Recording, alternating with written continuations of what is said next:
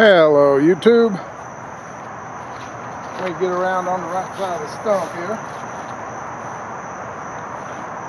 And today's sermon will be on, what I got today is one I've already done a quick tabletop on, and that is Mr. Sandy's knife. Jacklore knives. We're out at the stump because this is a bushcraft knife. So if I take it inside and I'm cutting paper and things like that, it's not what this knife was designed to do. It's not what it's for. It's for outdoors. And so let's do just a little testing here. Sandy's anxious to know how the edge is holding up, so let's find out. So far so good, but I haven't put it to any real stress, haven't batoned with it, so let's go from there. Things you might do in the woods: trim up something like this for a tent stake. Ooh, mosquitoes. Those of you who cut here with me, like Jeremy and Mike and all them, they can sympathize with me. I can't wait till fall comes and these mosquitoes are gone. It's just like they send out a squadron to carry you off and eat you somewhere else. But no problems there. Nice and easy cutting. Let's go ahead and sharpen this end down like we were going to use it for a just power cuts, no problems. And this wood is soaking wet. We got just absolutely ate up with rain yesterday. We've had a nice dry spell. We've had a lot of rain this summer, and now it was just a deluge yesterday. This ground's soaking wet. Let's try a chest lever. Oh wow, real easy with this.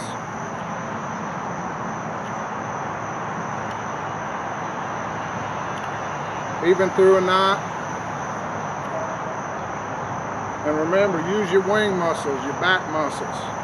You're not using your elbows or your arms, you're using your back. You have much more powerful muscles back there.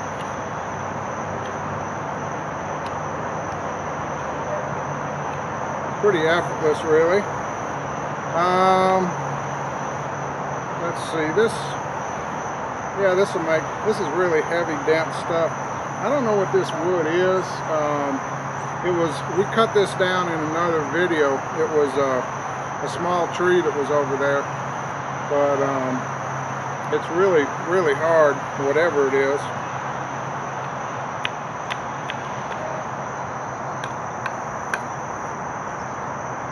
Just get these little tabs off there. There we go.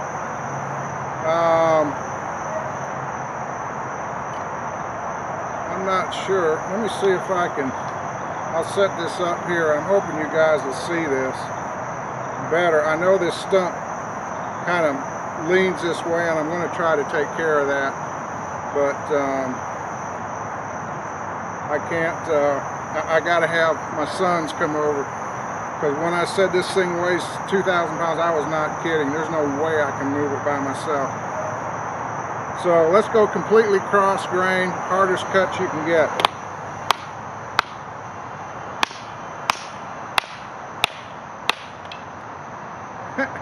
Straight on through, right into the 2x4. Let me bring this around. Oh, I hope I do this right. This will be a good video if I do. But that's a nice clean cut. It didn't break it off, smash it off. It cut it off. And for a bushcraft knife, that's exactly what we want. So, well, let's just continue on with our sort of a tent peg here. And let's go ahead and put a notch in it. And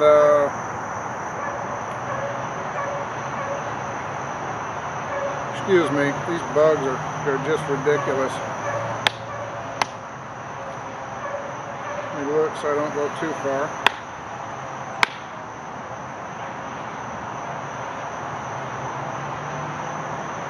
Now let's go a little farther than that.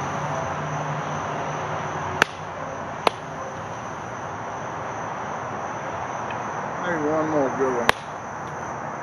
I'm afraid to hit it too hard, it'll just go straight through it.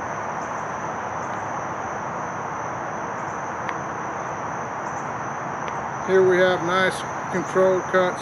Here, although I've got a chest lever grip, my thumb's going here, here, and I'm pulling with this hand, pushing with that thumb to make my notch. And look at it's just cutting beautiful wafers off that thing. Really good. This is one of the beauties. I know that a lot of people like convex. You know I love convex edges. But there is one thing about an edge like this with the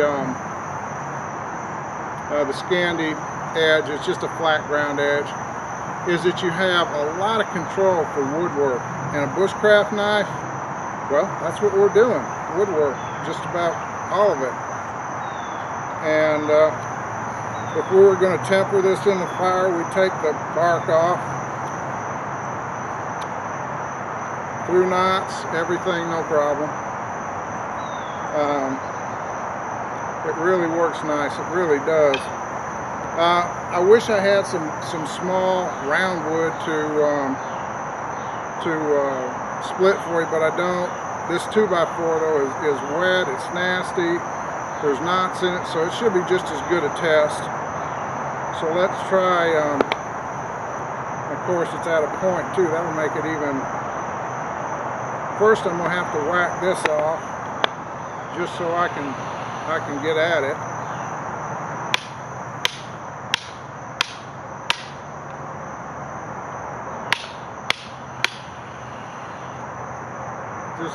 Just no problem.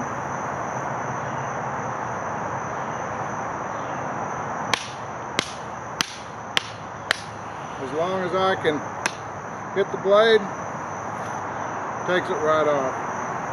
And again, that's sheared off. That is not broken or anything else. I guess, yeah, this will probably, I don't know. I'm trying to think of the best camera angles, and I don't always know what to do for you guys. If it's better this way or this way, we'll do a little bit of both. How about that?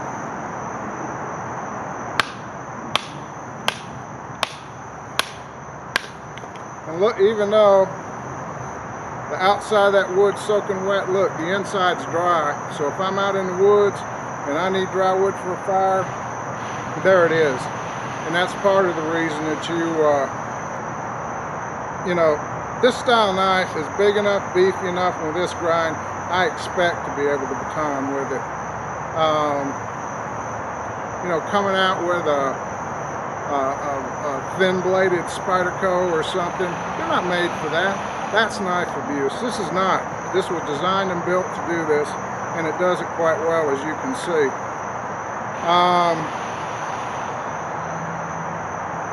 Ooh, I smell skunk somewhere.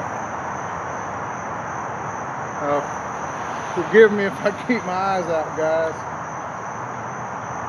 There's one around here, mate. That's probably right down in here. You can't see, but on the back part of my property, there's a lot of wood back here, and there's something's really odoriferous, I'll tell you that.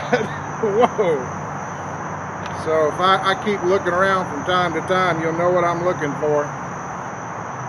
I got skunked once when I was a kid. I shot at this skunk, and the second I shot, I had a little 410 shotgun, he jumped over a rock, and I shot him right in the rear end, and his stink sack just exploded all over me and my dog. My mother wouldn't even let me in the house. I don't know how many times she washed me with tomato juice. I was naked in the backyard. getting hosed down and lye soap. Nah, I don't remember what it all was, but I didn't want to do it again.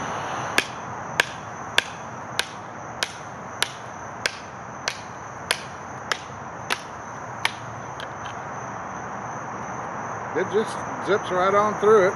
No challenge for it.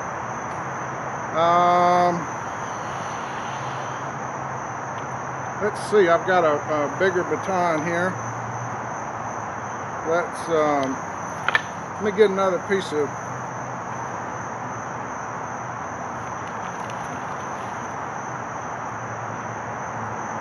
we got black widows too, so I'm just trying to be careful about what I pick up and what's on it.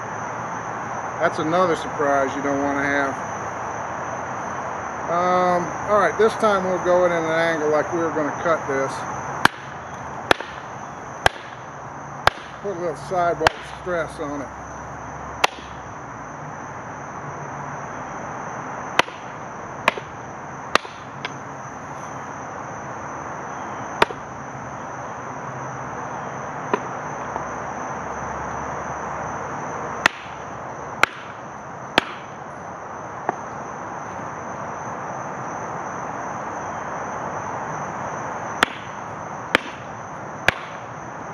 I'm going to get rid of this board. Let me move this. I'll just be hopeful that you can see this because it's just bouncing around too much.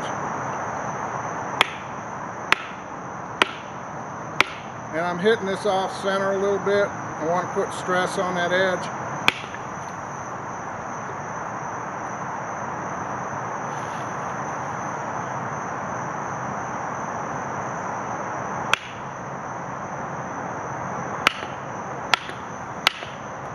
Look at that.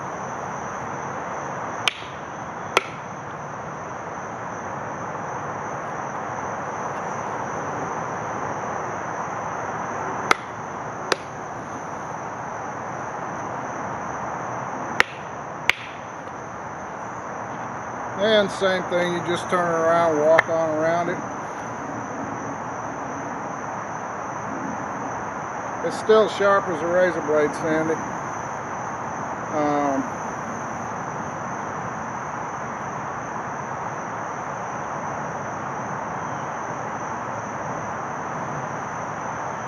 Oh yeah, the hair just falls off my arm.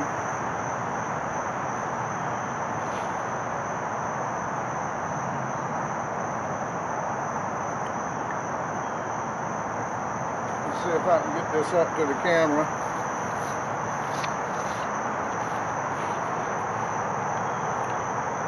No runs, no hits, no errors.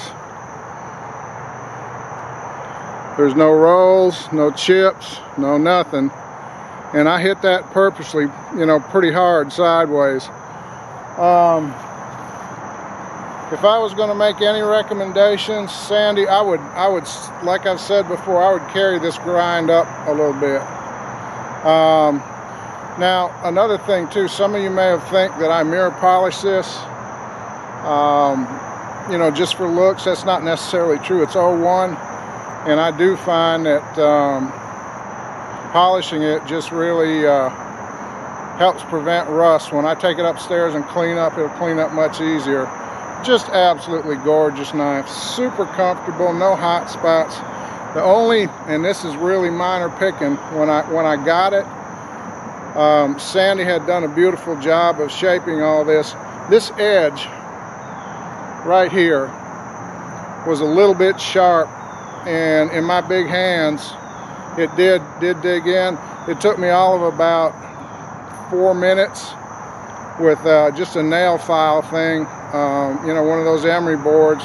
Just knock that corner off, it was no big deal. Other than that, and bringing the edge up, making it a little flatter, I wouldn't change a thing. Sandy, you got a, I should say I got a jewel here. And I'm really proud to have it. So you guys take it easy, and we'll talk to you later.